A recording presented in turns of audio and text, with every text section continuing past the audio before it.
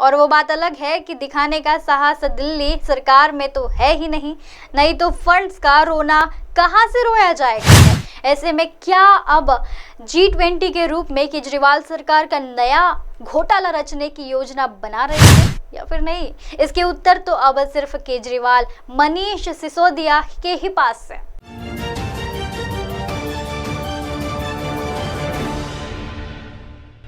आप देख रहे हैं MNS न्यूज, सच जरूरी है। केजरीवाल सरकार ने एक और घोटाले की स्क्रिप्ट तैयार कर ली है। नमस्कार, मैं हूं आपके साथ खुशी। आप देख रहे हैं देश की दिशा और दशा। अब कुछ भी कहे, परंतु दिल्ली की वर्तमान की सरकार योग्य तो है। अरे नहीं, हम इनके विश्व प्रसिद्ध स्कूल मॉडर्न और इनके फ्री वस्तु अर्थशास्त्र की बात नहीं कर रहे। हम तो इनके घोटाले के और कुछ अन्य अद्भुत कला के जो नमन करते हैं, जिनसे राणा अयूब तीस्ता सतलवाड़ और संकेत गोखले जैसे बालक बालिकाओं को भी सीख लेनी चाहिए। अब आप सोच रहे होंगे कि किस खुशी में इनकी इस विशेष योग्यता की चर्चा हो रही है। तो असल में G20 के आगामी सम्मेलन के पीछे घोटाले मंत्री जो कि क्षमा कीजिएगा कहते हैं और गुस्से में इधर उधर जो निकल जाते हैं, उनके बारे में आज हम चर्चा करने वाले हैं। यानी हमारे दिल्ली प्रांत के वर्तमान शिक्षा मंत्री एवं उप मुख्यमंत्री मनीष सिसोदिया रोते गाते केंद्र सरकार के द्वारे पहुंच गए इस मालिक फंड के 2 किस्त पे। अब किस लिए? तो ये हम जान रहे हैं। केंद्र सरकार से जो मांगे गए थे, इन्होंने 927 करोड़ रुपए का फंड, उस पर मनीष सिसोदिया का जो हाथ बताया जा रहा था, आज हम उसके बारे में बात करने वाले हैं, जिस पर मनीष सिसोदिया ने शनिवार को केंद्र सरकार को इस संबंध में पत्र लिखा था। महोदय ने राष्ट्रीय राजधानी दिल्ली में G20 शिखर सम्मेलन के चलते केंद्र से विशेष विकास कार्य के लिए 927 करोड़ रुपए का अनुदान देने की मांग की थी। जी हाँ, 927 करोड़ रुपए की। सिसोदिया महोदय का कहना था कि दिल्ली सरकार के लिए G20 शिखर सम्मेलन के तैयार के वास्ते अपने समिति संसाधनों पर अतिरिक्त 927 करोड़ रुपए का खर्च, ये तो आसान तो नहीं होगा।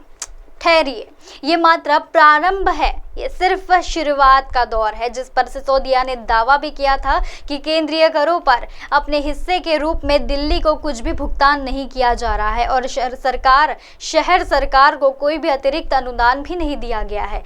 सिसोदिया के अनुसार राज्य में नगर निकायों के उनकी आबादी के हिसाब से दी जा रही है धनराशि में दिल्ली नगर निगम को उपलब्ध नहीं कराई जा रही है। G20 शिखर सम्मेलन के मेजबानी दिल्ली के लिए गर्व की बात है। वहीं मुख्यमंत्री अरविंद केजरीवाल के नेतृत्व वाली पूरी दिल्ली सरकार यह सुनिश्चित करने का प्रयास करेगी कि G20 शिखर सम्मेलन के दौरान यहाँ आने वाले हर एक विदेशी मेहमान को किस तरह से परेशानी ना हो। तो अब इन सब के घोटाले से हमारा क्या संबंध? देखिए, G20 एक विश्व प्रसिद्ध समूह है जिसके सम्मेलनों का कार्यभार इस वर्ष अध्यक्ष होने के नाते भारत को सौंपा गया है। अब बता दें कि शिखर सम्मेलन देश के राजधानी दिल्ली में हो रहा है, तो ये तो बात क्लियर है कि ऐसे भव्य अवसर पर दिल्ली सरकार और केंद्र सरकार का एक होना ही चाहिए। पर स्थिति इसके ठीक विपरीत है, अपोजिट है। असल में केंद्र सरकार के कंधों पर केजरीवाल के सरकार की समस्त जिम्मेदारी को थोपना चाहती है और अपनी जिम्मेदारी को बांटना चाहती है ताकि वह अपने दायित्व से कन्नी काट सके। अब क्या केजरीवाल सरकार की योजना क्या है, हम इस पर भी बात करेंगे। और ये तो जो 927 करोड़ रुपए की अतिरिक्त मांग की गई थी, इसे गले से तो नहीं उतार सके, लेकिन उगल भी नहीं सके। लोग माने ना माने, पर दिल्ली का वार्षिक बजट अधिकतम सरप्लस पर रहता है और वो बात अलग है कि दिखाने का साहस दिल्ली सरकार में तो है ही नहीं तो फंड्स का रोना कहां से रोया जाएगा। इसके अतिरिक्त अबकारी नीति में जो धंधलेबाजी से मनीष सिसोदिया एंड कंपनी ने की है, वो अभी भी अनदेखा करने का योग्य नहीं।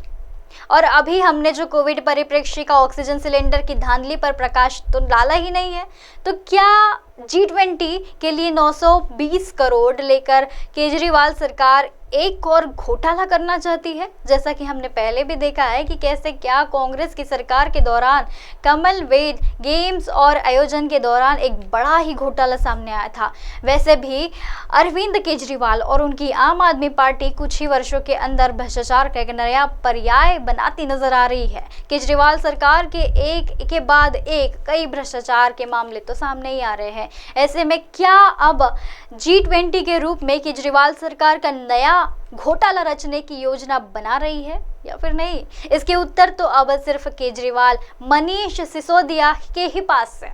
अगली प्रोग्राम में एक और नया घोटाला लेकर आऊंगी, तब तक के लिए बने रहिए देश की दिशा और दशा में।